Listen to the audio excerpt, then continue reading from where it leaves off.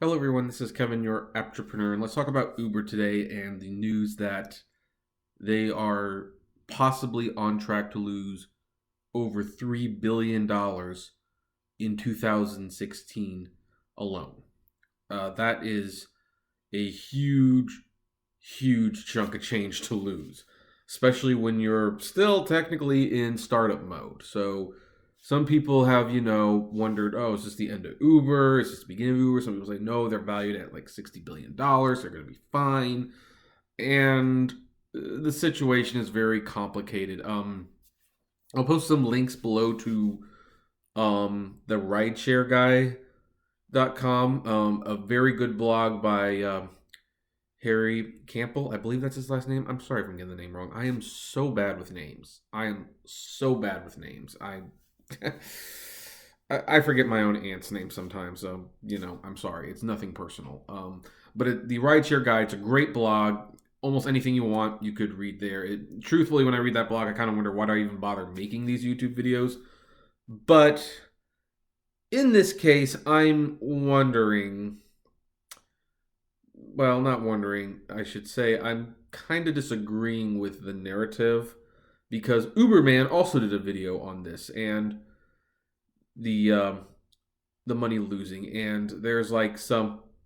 Well, okay, I should probably backtrack a little bit because they've both done two separate articles and two separate videos for Uber losing a lot of money and will there be price cuts in uh, January, or the rates will they get cut again? And I'm actually going to go on a limb.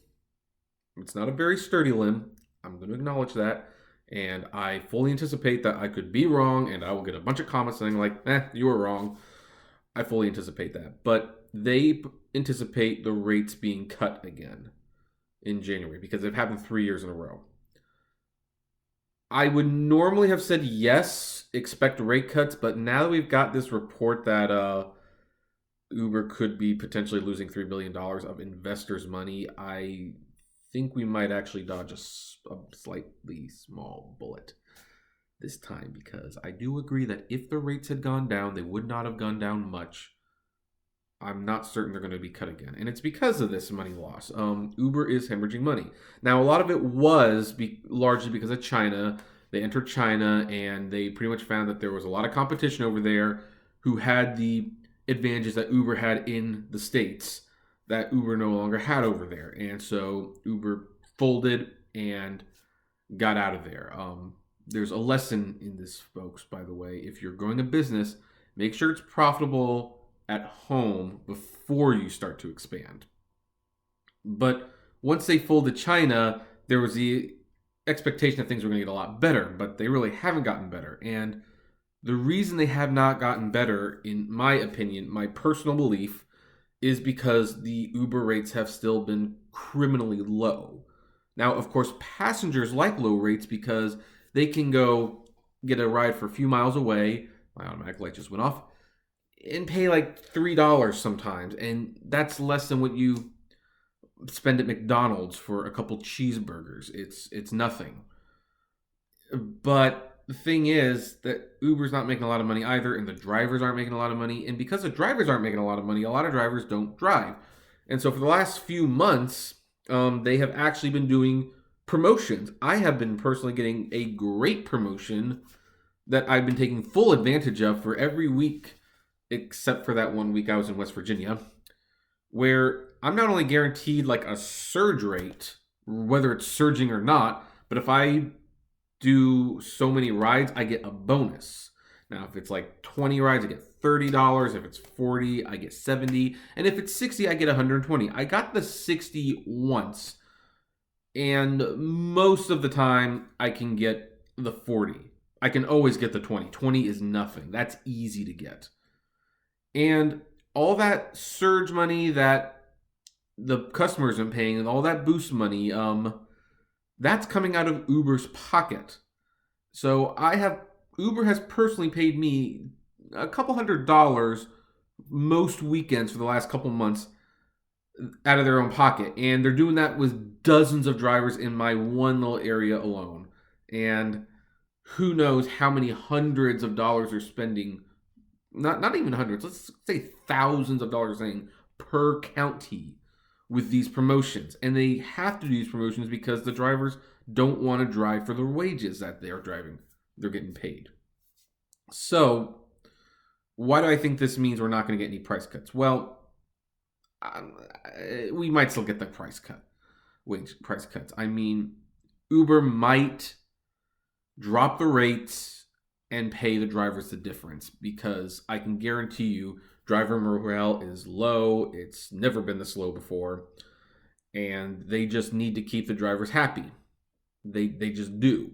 So they will, if the rates go down, they will pay the difference. And that's a little Facebook notification. I'm sorry if you heard that little chime. Oh, yeah. So, but how much more money can Uber hemorrhage? Well, let's see here. On paper, they're valued at about $60 billion, which is more than General Motors and Twitter combined. I think it's more than Facebook and Twitter combined. Like, it's, a lot of companies combined. But to my knowledge, they had like about $15 billion in the bank. Like, that's how much capital they actually had. Now, if you take $3 billion away, then you've got less than $12 billion, because they're going to do more. And can you be losing $3 billion a year, or potentially more? It's not good. And also, this is investors' money, as Randy Shear, aka Uberman, pointed out in his video. Eventually, investors can get impatient, and nothing lasts forever. I mean, Amazon was unprofitable for years. It's finally profitable. 2 years it's been profitable. But the investors at one point finally threatened to jump ship, and that's when Amazon used their clout over that whole ebook pricing thing and stuff. I mean, I should probably make another video about that. Pissed me off so much. I hate Amazon. Don't buy from Amazon, please. I'm getting off topic. But yeah, those investors may eventually lose patience. Now, here's the thing. They are patient right now because of the promise of the automated vehicles, the driverless cars. They're betting on the fact that that future is sooner rather than later. I personally believe it's later rather than sooner. And once that becomes apparent, will the investors still be patient? I don't know. I just don't know. But I can tell you one thing. Investors, they're hearing about this news just like you and I. And they're not happy about it.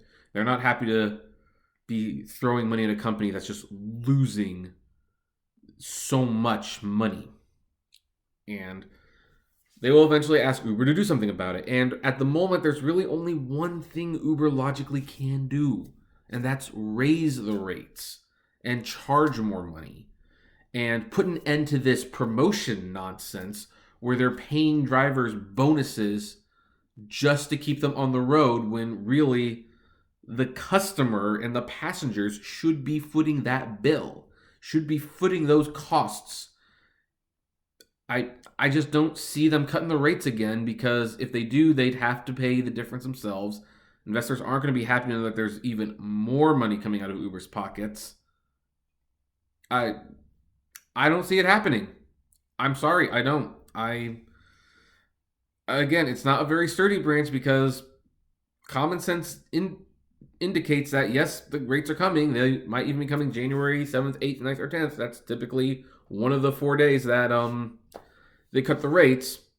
On the other hand, for 3 years in a row, we got Christmas cut rates. And it didn't happen this year, at least not in my market. And I'm in the LA market, so if we didn't get the cut rates for the Christmas season, I'd be surprised if other people got them. But I could be wrong. Comment below if I'm wrong on that one. So we already dodged one rate cut that we normally get. We could probably escape another one. And yeah, so the only thing that could potentially threaten that is if the news of people spending like $400 on Uber rides on New Year's Eve, which, FYI, to people who want to go out drinking for New Year's Eve, first of all, yes, get an Uber or Lyft, but save for it. It's going to cost you. Trust me on this. I made $800 last New Year's Eve in 8 hours. Yeah. And at least one of those hours, I wasn't really doing anything because it was like 11 to 12 and nobody wanted to ride. So, do that what you will. So, yeah, bottom line, Uber is hemorrhaging money. They need to turn that around.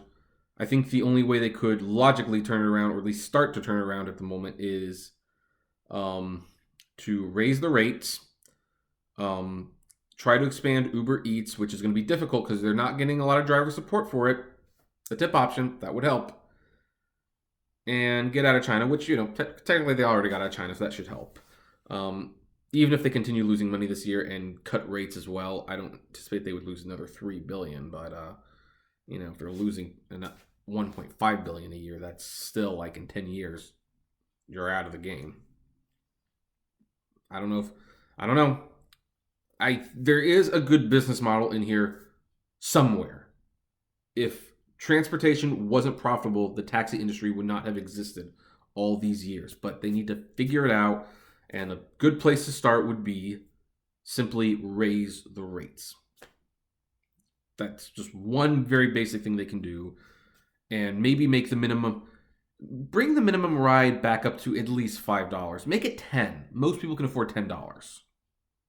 So I don't know. That's my thought. What are your guys' thoughts? Any opinions on this? I'd like to know. Comment below. Like, favorite, share, subscribe, and as always, flame responsibly. Have a good one.